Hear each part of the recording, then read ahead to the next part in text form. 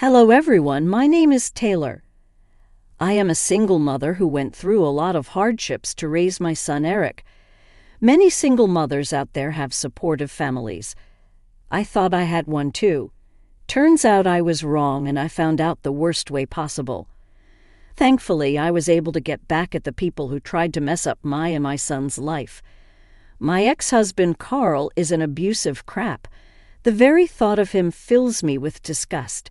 There was a time when I was head over heels in love with him. Things went downhill after I married him. Carl was a great boyfriend, but as a husband, he was a nightmare. He was controlling and slowly started to become abusive. I stayed in that marriage for over 8 years. It was mostly because he had manipulated me and baby-trapped me into being with him. At first, I thought that my son deserved a father, so I didn't leave. However, things took a turn for the worst. One day when Eric was 5, Carl started to hit me very hard. My poor son saw me in pain and tried to stop his dad from beating me. Carl was so deep in anger that he ended up pushing Eric to the floor. That's what it took for me to leave him. One call to CPS and the police was enough to keep Carl away. However, he was determined to get back at me. He said, "You think you can run away from me, Taylor? That will never happen. Sooner or later, I will have you and my son back in my house. You just wait and watch. We are getting a divorce, Carl. There is no way in hell that I will allow you near me and my son again. Even if we divorce, I'll find a way to take Eric. I am his dad, and I have rights. He will be in my home, and so will you. Mark my words." Carl's behavior and his violent history made me very paranoid. My son was extremely traumatized and had to go to therapy to deal with his issues. A long court battle later, me and Carl were finally divorced. I didn't end things there. I literally moved away near my parents and sister to be safe from Carl. I even got restraining orders against him. It was the most horrific time of my life. Carl never knew where I had moved. He could have guessed, but he didn't have my exact address. Being near my parents and sister made me feel safe. However, my parents were not really that supportive of my divorce. They said, "Was it really necessary to get a divorce? You two could have attended therapy and talked it out. It's not a big deal. Yeah, poor little Eric had to lose his dad over your problems. That's so unfair. He must be devastated not being able to see his dad. Are you serious right now? Carl used to beat me up, Mom, and he had put his hands on Eric as well. My son was only trying to protect me. How can you not see what a monster Carl is? Mom, Dad, you two need to be a little sympathetic about Taylor.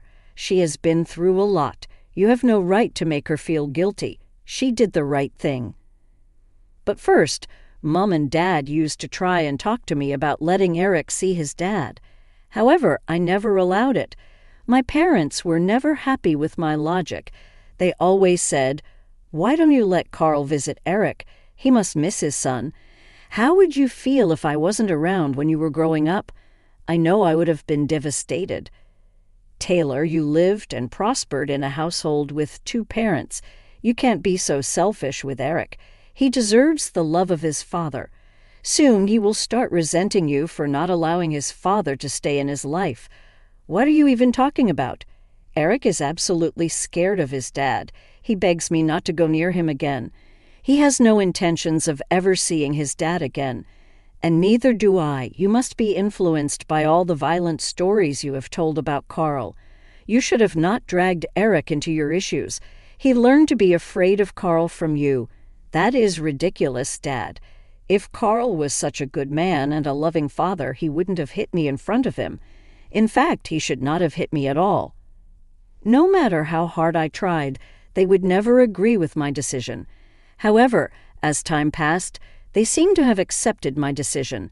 They were very close to Eric and were doing a great job being good grandparents. Eric also developed a close connection with them and with his Aunt Blair. I think part of the reason my parents stopped pushing me was the fact that I was financially helping them. Me and Blair sent monthly allowances to our parents because Dad doesn't have a good job while Mom doesn't work.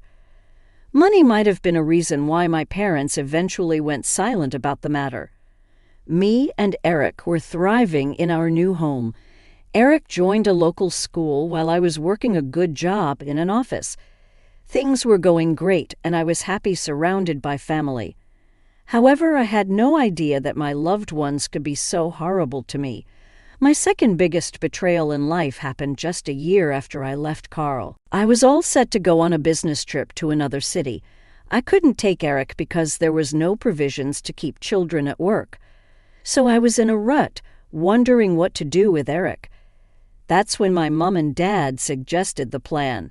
They said, "So I heard you will be leaving for a business trip soon. Me and Stuart have been thinking about babysitting Eric for you. We can stay back at your house and take care of both Eric and the house. Are you sure about this? I mean, Eric can be a little handful. Plus, you will be leaving your apartment empty. Wouldn't it be a hassle? It's only a matter of days, so I don't think it will be much trouble. Plus, we love Eric and he loves us too. I'm sure you will be thrilled to spend these days in our care. Yeah, the two of us can stay here and babysit for you.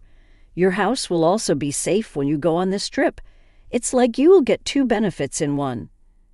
"Okay, if you are insisting so much, I will leave Eric and my house with you too." I agreed to let them babysit Eric and stay at my house until I came back. I was feeling pretty satisfied with the arrangements since I trusted my parents blindly. I now know that I made a huge mistake. I shouldn't have trusted my parents at all. My business trip happened only a week later.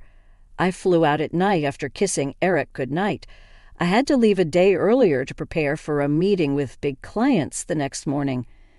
I called my parents and Eric after reaching the hotel. Everything appeared to be normal. However, I had no idea what was going to happen at night. When I was in my hotel preparing for my meeting for the next day, I got a call from Blair. For some reason, it made me a little panicky. I thought something was wrong at the house. I picked up the call, feeling nervous. Blair said, "Hey, Taylor, have you already flown out for your business trip?" "Yes, Blair. I came here yesterday. I had a late-night flight. It won't be a very long trip." "Have you left Eric with our parents, Taylor?" "Yes. What's wrong?" "They are staying at my house with Eric. They take such good care of him, and he loves to be around them." "Taylor, I don't know how to say this, but I think you made a mistake. You should not have left Eric with our parents. They are planning something, and I don't think you will like it." "What do you mean? Tell me everything right now. You're scaring me." "Taylor, I think Mom and Dad will try to make Eric meet with Carl. They've been against your decision to take out the restraining orders. You know how they hate it, your divorce and everything. I have a bad feeling they will take Eric to Carl." "What the hell are you saying?" No. Mom and Dad can't do that. I'm sure there has been some misunderstanding. They didn't approve of the divorce, but they weren't siding with an abuser." "I know you trust them a lot, but you need to be careful. If you need anything, I'm right here. I want you to remember that." "Thanks, Blair. I'll be careful. Don't worry." Honestly speaking, Blair's words were ringing in my head. It did make me very uneasy, so I decided to call my parents and check up with them. I said, "Hey, Mom, can you hand over the phone to Eric? I want to talk to him a little. I'm missing him a lot." "I can understand, Taylor. Hold on. I'll put him on the phone." "Mom, are you there? Hi, Eric. I'm just checking up on you. Is everything okay? Are you having a good time?" "Mom, I need to tell you something. Grandma and Grandpa have called Dad. Oh my God, my phone is about to die. I'm so sorry, Taylor. Now I have to put it on charge. Why don't you call back later? Eric is fine and playing with us. You don't have to worry about anything. Take care. Bye." Something made me really suspicious about the way Eric tried to talk to me. What was worse was the fact that Mom snatched away the phone and didn't let Eric complete his words. My head was reeling from the situation, so I decided to check the security camera footage. I didn't have any cameras in the house, but I did have them outside. Lo and behold, in my driveway was my freaking ex-husband's car. I was shocked. I remembered the footage and saw the car was in my house. My freaking mom opened the door for him. After looking at the footage, I was immediately enraged. I was also scared for Eric and my own life. Carl was not supposed to have my address. Hell, I have a restraining order filed against him. He should not have been around my son. I was furious and called my parents straight away. Don't worry, I also recorded the call. I said, "Mom, why the hell is Carl at my house? What the hell is going on? Who permitted you to let him in?" God, you need to relax, Taylor. Carl is not here. Why would you even say such a thing? Mom, I can see his car parked in my driveway. Did you forget that I have security cameras outside? I freaking saw you open the door for him. For a while, there was a pin-drop silence on their side. Neither of them spoke a word to me. I could tell that I had made them nervous. However, nothing had prepared me for what happened next. Look, I know you're upset at Carl and us, but you're being very unreasonable. You need to cut us some slack. Yes, I'm very disappointed in you, Taylor. You cannot separate a son from his father. Eric needs Carl in his life. You're not being a good mom. Please tell me you are joking. Carl literally abused me physically. Hell, he even hit Eric when he tried to save me. How can you allow Carl back into his life again? I have a restraining order against him, for God's sake. That was a long time ago, Taylor. We must forgive people. He has changed. Your stupid restraining order was causing a lot of problems. Yes, so I and your mom decided to take matters into our own hands. We gave Carly our address since you won't. We reunited father and son. They are so happy together. Mom, Dad, I will give you exactly 5 minutes to kick Carl out to the curb. If you don't, there will be consequences. Don't threaten us, Taylor. We are your parents. You are 3,000 miles away. Carl will stay here as long as he wants. We are planning a picnic tomorrow. Now I am hanging out before you talk any more nonsense. Mom said that and simply hung up on me.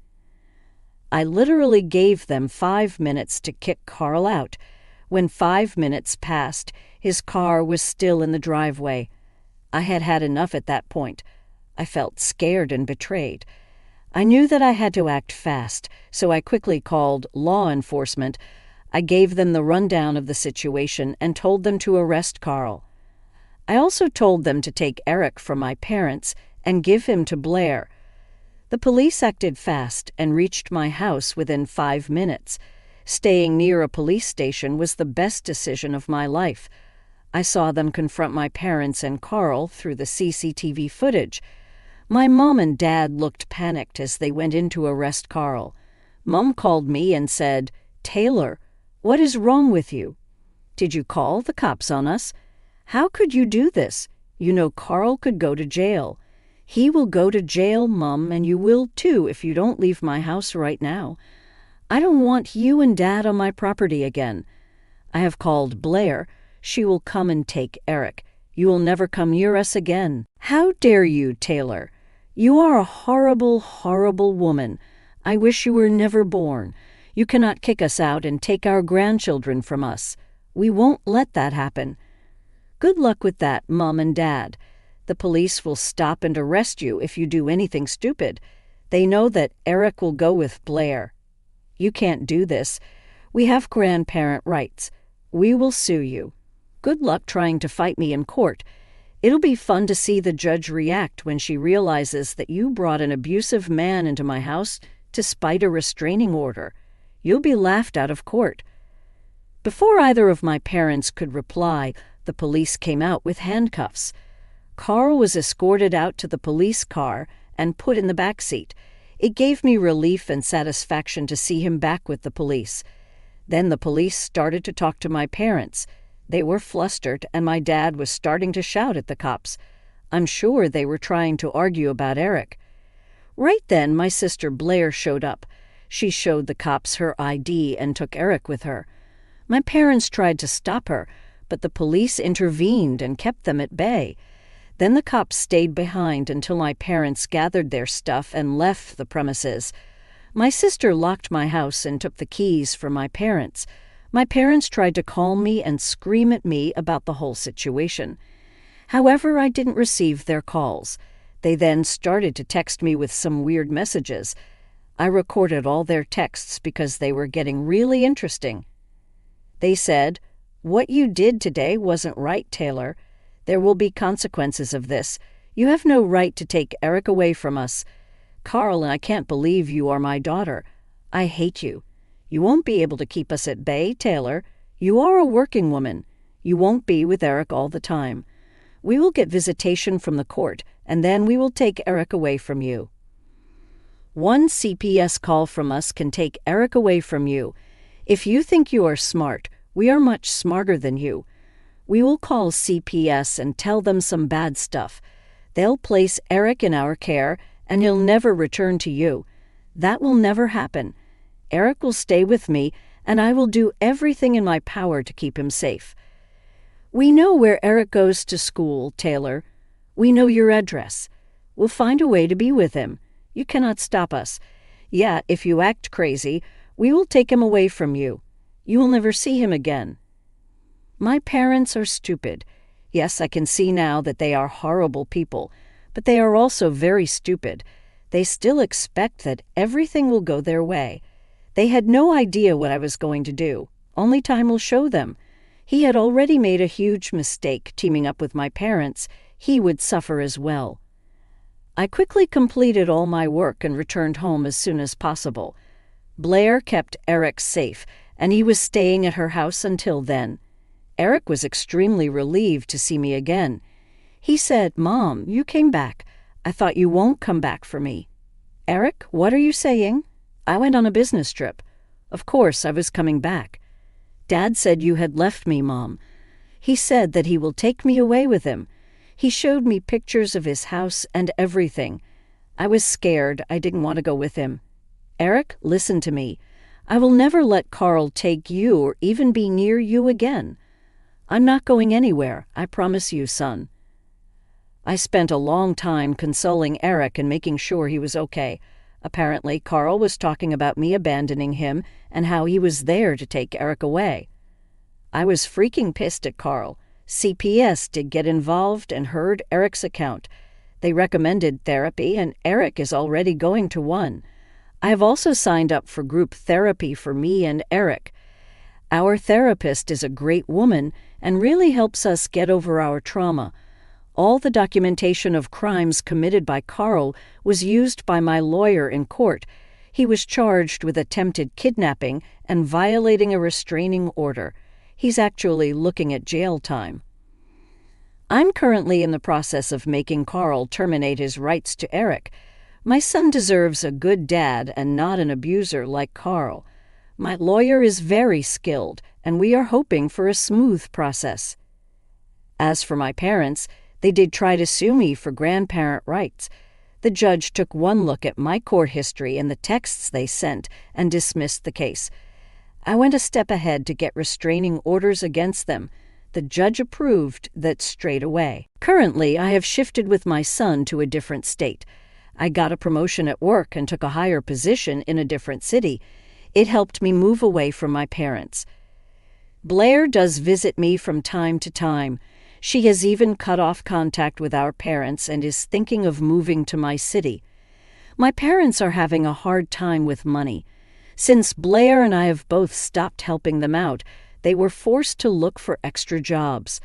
Lawyer fees drained their savings and have made them really financially unstable.